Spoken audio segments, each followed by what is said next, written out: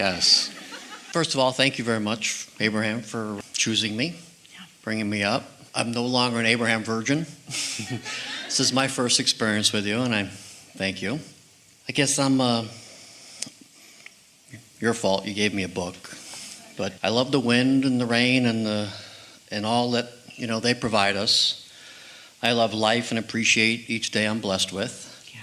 I know the law of attraction and potential it has, but I have a hard time harnessing it. So I was wondering if you could motivate me or kick me in the ass to get me in the right direction. We like the word, to some extent, harnessing it. Sometimes people say, I want to learn to use law of attraction. And we always play a little bit in the same sense that gravity just is, and you adapt to it. You learn how it responds to you and how you respond to it, and you can live happily ever after within it. And while you might wish that it were different, it is what it is, and law of attraction is this wonderful friend because of its across-the-board consistency. So it makes it very easy. It's a very practical thing. Once you understand what it is, and once you are willing to open up and test yourself within it a little bit. In the early days, when someone is really not sure about it, law of attraction is almost a household word these days. And while some people mock it, there are a lot of people who are coming to understand that it really is something that is practical and very beneficial to be aware of. And so if you play a game with yourself a little bit where you fan the flames of some beliefs that don't feel good when you fan them, and then watch how law of attraction provides you with more opportunity to play that game, because you get what you think about. So the more you think about it, the more it comes. And then get on a rampage of appreciation. Find something that's easy to appreciate and focus on it and make it every day often active in your vibration, and then watch how much of that shows up in your experience. Then you have this very rudimentary understanding of law of attraction. Now these days, we're not talking about those very simplistic things about law of attraction. We're out here on the leading edge talking about all of the subtleties of law of attraction. We're wanting you to acknowledge that you have a lot of things that you think about and a lot of layers of beliefs that you hold, and therefore you have vibrational patterns that equal what you live, as do all others around you. Everyone has these vibrational patterns that their outward life reflects, because the manifestation that everyone wants, and the manifestation that we're reminding you that even the leading edge wants, this manifested moment that everyone is wanting, is full of the evidence of what's going on vibrationally. As source energy adds the longevity and the balance and those things that you were talking about, the earth spinning in its orbit and the water that is able to move itself around the planet, the consciousness that is in the food so that it continues to refurbish. You just have to stand back in utter appreciation of what's going on this very well constructed and well tended planet of yours, as it continues to replenish and renourish and renew and continues to be.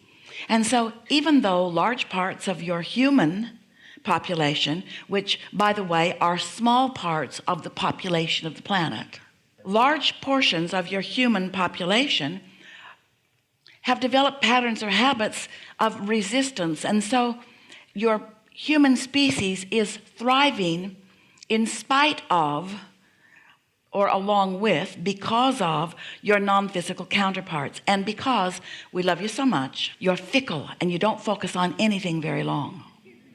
And that's a good thing, because if you have the ability to get negatively focused on something and stay there collectively for a long period of time, you could pinch yourself off effectively enough that you could cause real hardship planetarily. But the balance of your planet is such that the most you can do is just mess up your own experience, really, because the well-being is so much stronger and more powerful. So speaking of this law of attraction, some of you realized it for the first time in this week's conversation and last, as we are saying to you that law of attraction is responding to any offering of any vibration.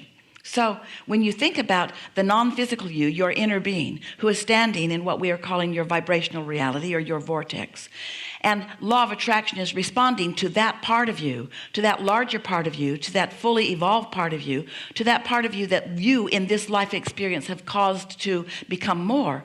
When you think about law of attraction responding to that part of you, that's when you can come to understand what true calling is. The whole of you calling you forward.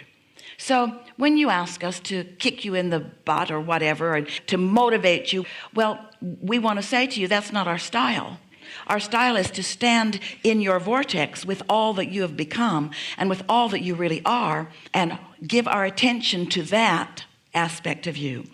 As law of attraction responds to that aspect of you, it gives you very real guidance about what you're doing in relationship to who you really are. The way you most understand law of attraction is not only by the things that are manifested in your experience, but by how you feel most of the time. And by that, this is the first time we've ever said this. And by that we mean your very emotions are your indicator. We've said this before many times.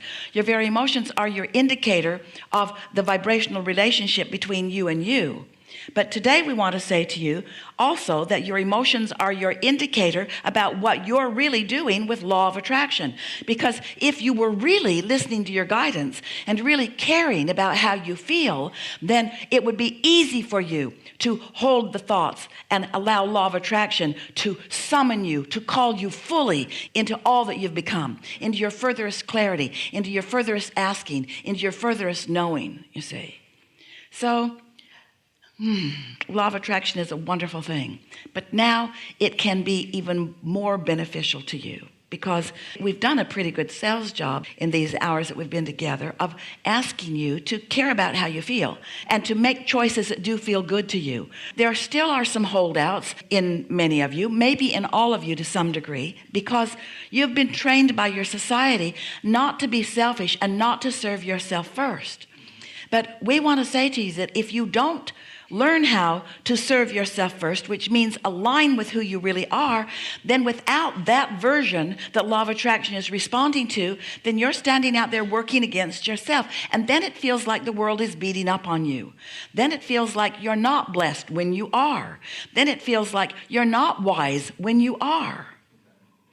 So we adore law of attraction because of its consistency and because of its fairness. We also adore law of attraction because of its power to continue to replenish civilizations and enterprises and eternalness. Yes?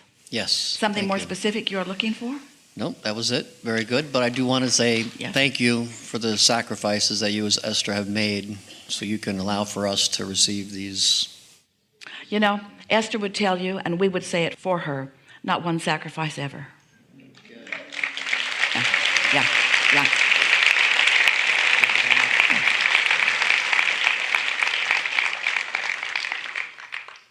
You know, the only way you can ever sacrifice yourself is by holding a thought that's not in vibrational alignment with who you really are.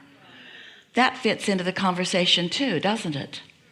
That fits fully into the conversation about law of attraction that we just had. That when you pinch yourself off from who you are,